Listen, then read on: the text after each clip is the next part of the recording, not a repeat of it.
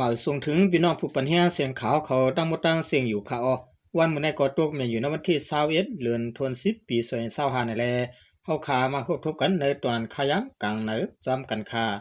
ตอนดาวันมื้อนี้ก็ข่าวและยิบตั้ง2หัวข้อข่าวเสที่มาต่างถึงในพี่น้องผู้ปัญญาเขากว่าอยู่ค่ะหัวข้อข่าวที่1ซึกมันเข้ากดทัดตีเขแปกอันซื่อเสียงลือหลังในเจวิงมีวัตติยึดเลยเครื่องเจ้าตื้ออันเกี่ยวข้องจุ่มจ่าแผ่นดังนำหัวข้อข่าวที่2เมืองเงาะยาเฮือมินปล่อยหมากสายเทียงไฟไหม้เที่ยวกัดในข่าววันดักสุดข่าวอันกันกอดทำโดยหัวข้อข่าวที่1เตรียมต่างไว้ว่า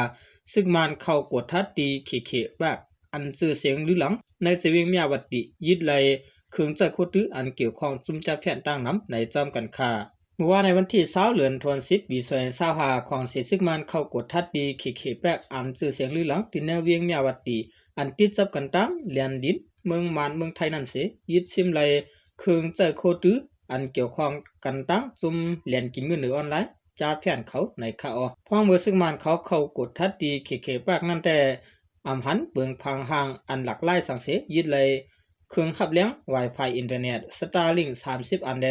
เครื่องเจอโคตื้ออันตั้งไว้ตากับ10หยอกแหลมจอมไว้มีเสียวพ้องเข้ากดทัดนั้นไล่หันปะที่อยู่ตันเสาจันเดียว10หลัง2จันปากหลังเฮือนตึก4จัน20หลังเฮือนตึก5จัน2หลังห้องแถวกัด1จันอันตึกก่อสร้างอยู่10หลังห้องแถวกัด2จัน30หลังโรงเก็บของจันเหลียว15หลังโรงเก็บของ2จัน20หลังโรงเก็บของ4จัน10หลังแลห้องยา2จัน21หลังเฮือนตึก3จัน10หลังเฮือนตึก4จัน5หลังเฮือนตึก5จัน5หลังห้องปัญญาจันเหลียว2ห้องในข่าวนอกจากนั้นของเสซึกมันยังหลัดเทียงว่าในที่อยู่ด้านเสาเฮือนยีซื่อนั้นและหันมีกวนเหตุการณ์ต่างหมด2เฮียง1ปาก91ก่อนั่นเป็นผู้ชายเฮียง6ปาก45ก่อเลนผู้หญิง4ปาก55ก่อภายรวมรวม91ก่อในข่าวก่อนเสียซึกมันลาดว่าเกี่ยวกับรองก่อสร้างตีอยู่ด้านเสาแลตีดินในเฮือนตัวเขปากนั้นอำหันมีพื้นดินอันเป็นตั้งการสังเสมือว่าห้องเอาภูมิปูนพรเข้ามาจูนั้นเขาอำมาดินนั้นแลเด10เอาเรื่องกว่าไหนหันของเสียซึกมันปืนผาไว้ในข่าวก่อนเสียซึกมันขึ้นกุมกำไรเวียงมาเลกิเกาะเสียมกะและเข้าเพียวหลังปะตีเขปากอันเป็นตีตั้งการป้ายมักมีของซุ่มเหรียญกินเงินจ่าแฟนนั่นเสลาดว่าไหลหันมีกวนเหตุการณ์2เฮียงก็ปลายเสตากวยกะอำปืนนี้แค่พังกวนเจอถูกติ่งยับนั่นปะในข่าวองค์การจ่าแฟนเขอันเป็นเขแปกอันขอเสียซึกมันเข้ากดทัดอยู่ย่ามเดียวนั้นเปลี่ยนโครงการอันตับเปลี่ยนลิ้นยางเพิก PGF อันเจ้าหันโจคิดดูอ่อนหัวกุมกำไว้ในข่าวพอคัดตันดาข่าวเงาหูในข่าวเลยปึงยิงออกมาตีเงาเลี้ยงหุ่นมาเขาเตรียมต่างไว้มีหนังในข่าว10สินในเฮาคาอ่อนกันกว่าทำด้วยหัวข้อข่าวที่2เตรียมต่างไว้ว่ามือเงาะยาเฮือมินมาปล่อยหมากใส่แทงไผไม่เที่ยวกาดไหนจอมกันค่ะ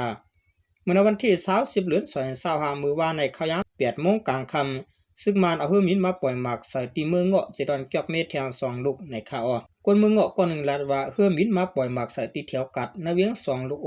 ลูกนึงแตะไปเตียกค่ะแทงลูกนึงซ้ำเตียกกว่าแลเอาไผไม้เที่ยวกัดไว้ค่ะยามเดียวลูกอันไปเตียกนั้นย้อนไผล่ำไม้ใส่แลเตียกยาวคากำไหนลองว่ามีคนบาดเจ็บอยู่5ในแต่ไปไล่หู้โหย่อยมันขาว่าไหนขอสิซึกมาในมื้อวันที่19 10เดือน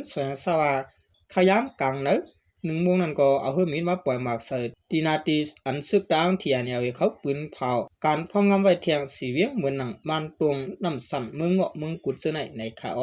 ในข่าวดัง3วงก็ซึกมันเอาเฮือมินมาปล่อยหมากใส่นาตีซึกตางพองงำมีกว่า27กำมีคนดูตาย40ก็มาเจ็บ40ปลายได้หูจอมเทียงหนังไหนในข่าวพอคัดตันดาข่าวเงาคนในก็ข่าวเลยปึงอิงออกมาตีไตทีวีออนไลน์เงาห่างเสียงไตเขาเตรียมต่างไว้มีหนังในข่าวลองซึกมันปล่อยหมักใส่นาตีอันซึกที่อันเอาไว้เขาตึกกุมกำไว้มือเหลียวในมันก็ติไปยังค่ะเนาะเขาก็ติ10ปล่อยกว่าติ๊กๆเขาส่วนจะว่ามันติตื้อกวนเมืองตื้อลูกอ่อนตื้อกวนเท่าสังขะเนาะเขาดูเลยปล่อยค่ะก็เปิดเรื่องนั้นถูกนี้พางสติใหญ่ๆนำค่ะเนาะหมายสูงต่างเสียงค่ะ